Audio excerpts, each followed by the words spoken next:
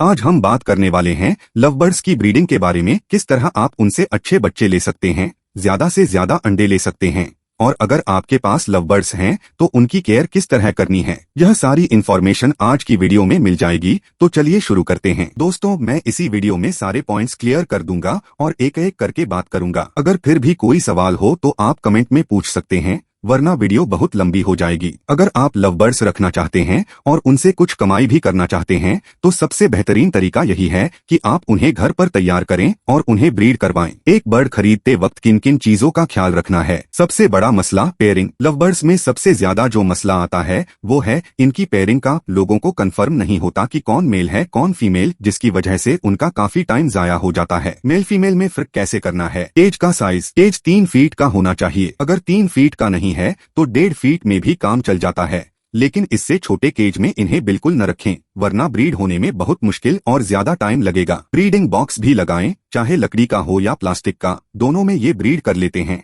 कोई खास फर्क नहीं पड़ता, रिजल्ट एक जैसा ही मिलेगा। अब तक जो स्टेप्स बताए हैं वो तो आप आराम से कर लेंगे। इसके बाद जो बताने जा रहा हूँ वो बहुत गौर से सुनिए, क्योंकि यही वो मसले हैं जिनकी वजह से लोगों के लव बर्ड्स ब्रीड नहीं करते। 1. इनब्रीडिंग से बचें। रिंग वाले बर्ड को हमेशा रिंग वाले बर्ड से ही पेयर करें। जिस बर्ड की आंखों में रिंग है उसे कभी उस बर्ड से पेयर न करें जिसकी आंखों में रिंग नहीं है। इसी तरह भूरी आंखों वाले को सफेद आंखों वाले से या काले पर वाले को सेफायर वाले से पेयर न करें, क्योंकि इससे जो बच्चे आएंगे वो मूल म्यूल टाइप के होंगे जो आगे खुद ब्रीड नहीं कर सकते। 2. एक ही माँ बाप के बच्चों को आपस में पेयर न करें। अगर एक ही जोड़े के बच्चों को आपस में पेयर कर दिया जाए तो वो बहुत मुश्किल से ब्रीड करते हैं, देर से ब्रीड में आते हैं, और आ भी जाएं तो रिजल्ट अच्छा नहीं मिलता। 3. प्राइवेसी का ख्याल रखें। लव बर्ड्स बहुत डरपोक होते हैं। अगर आप उन्हें ऐसी जगह रखते हैं जहां लोगों का आना जाना ज्यादा है और बच्चे उन्हें छेड़ते रहते हैं तो वहां भी ये मुश्किल से ब्रीड करेंगे। इन्हें ऐसी जगह चाहिए जहां प्राइवेसी हो। 4. नेस्टिंग मटेरियल दें। लव बर्ड्स नेस्टिंग मटेरियल खुद उठाते हैं,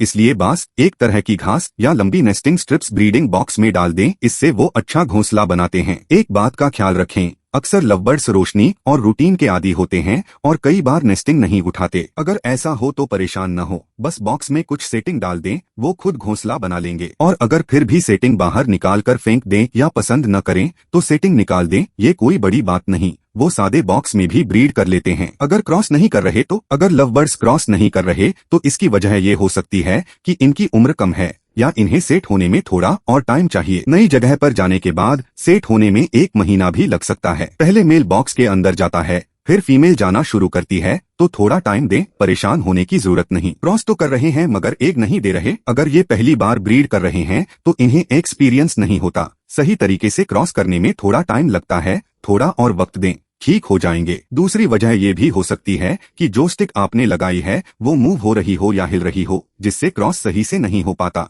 अंडेबाज इनफर्टाइल आ रहे हैं। पहली ब्रीड में अक्सर ऐसा होता है कि शुरू के अंडे इनफर्टाइल होते हैं, फिर धीरे धीरे फर्टाइल होने लगते हैं। पहले क्लच में 1-2 बच्चे ही आते हैं, फिर अगले क्लचेज से अच्छी ब्रीडिंग शुरू हो जाती है। अगर पहली बार ब्रीड कर रहे हैं तो ऐसा मसला आना नॉर्मल है। इसका ताल्लुक आपकी डाइट से भी होता है।